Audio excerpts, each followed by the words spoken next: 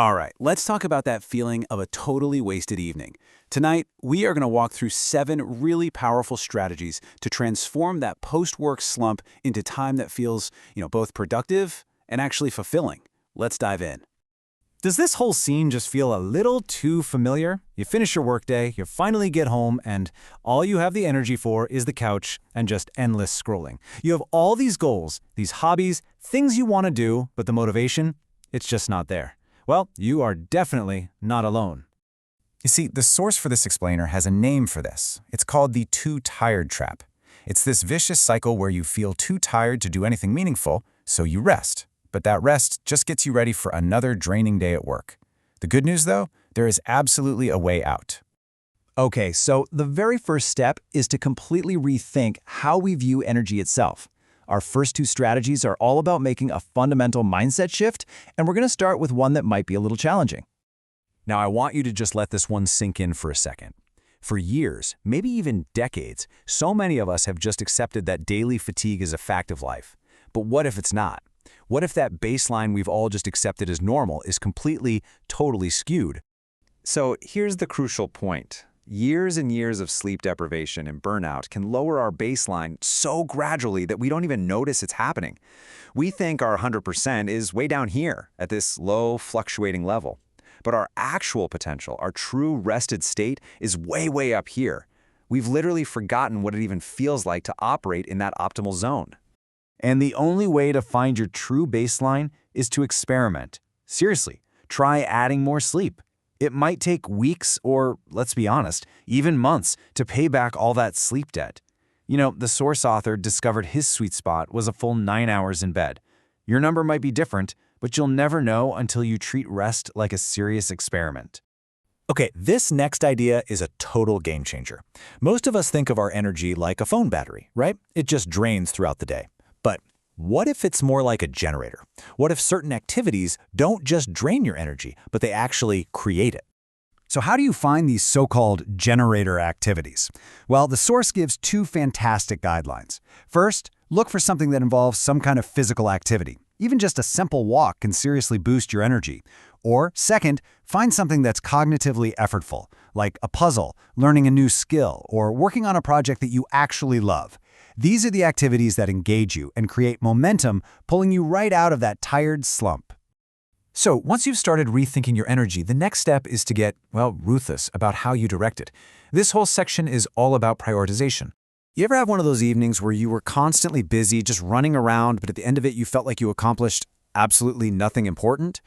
That's what we call empty productivity. And it's a huge reason why we feel like our evenings are wasted, even when we weren't just sitting on the couch. The solution here is just beautifully simple. Each evening, give yourself just one main goal. That's it, one thing. If you absolutely crush it and you're feeling great, hey, maybe tackle one optional stretch goal. But if not, you give yourself permission to relax, completely guilt-free, because you've already won the day. This creates focus and just gets rid of that constant nagging feeling that you're always falling behind. And this brings us to a really powerful mental model for dealing with our endless to-do lists. It's called the or, not, and strategy. Does this look familiar? We want to walk the dog, and spend time with family, and work on that side project, and learn a skill. We have this massive list of really worthy goals for a single evening. This right here is the and trap, and it sets an impossible standard. And this illustrates the core insight so brilliantly. The reality is, on any given night, you're probably only going to do 1, maybe 2 of those things. And that's totally normal. The problem isn't your reality. The problem is the expectation that you should be able to do it all. So what do? You switch to the or mindset. Tonight, I will work on my side project, or I will spend quality time with my family. See? By making a conscious choice, you turn your evening from this long list of potential failures into one clear, focused success. It's about intentionally saying no to some things so you can fully and completely say yes to one. Okay, so we've reframed our energy and we've prioritized our actions. The final piece of the puzzle is building the systems and the routines that make all of this automatic and sustainable for the long haul. The source author, who used to be a doctor, shares this incredible piece of advice from a senior colleague, and it's the perfect analogy for Strategy 5. Life is an infinite game. You have to protect your own energy and well-being so you can show up tomorrow and the day after that and the day after that. And this means having a non-negotiable wind-down routine. The rules are simple, but they're incredibly powerful. First, give it at least 30 minutes. Second, absolutely no screens. This one is crucial. And third, do something to slow your thoughts down, like reading a physical book or maybe journaling. This tiny sacrifice at the end of the day pays off with huge dividends in your sleep quality and your energy for the next day. Now this is a really interesting one. Have you ever heard of revenge bedtime procrastination? It's that feeling at 11 p.m. where you know you should be sleeping, but you just keep scrolling on your phone. You're trying to reclaim some me time that you felt you lost during a really busy day. It's basically a cry for control. So how do you fight it? Well, the trick is, you don't. You accommodate it. The strategy is to proactively schedule these little 5-minute freedom windows throughout your day. These are tiny scheduled procrastination breaks where you can scroll, daydream, whatever you want. By giving yourself that sense of control during the day, you dramatically reduce that desperate need to rebel and reclaim it late at night. And for our final strategy, here's a question for you to really reflect on. Think about your typical day. Where are the moments, the activities, or maybe the transitions that consistently leave you feeling completely and utterly drained? Those are your energy dead spots. Once you identify them, you have a choice. You can either avoid them or you can transform them. So, for example, if your commute home in traffic is a major dead spot, could you maybe stay at work just a little later to miss the worst of it? Or could you take the train instead and turn that dead time into reading time?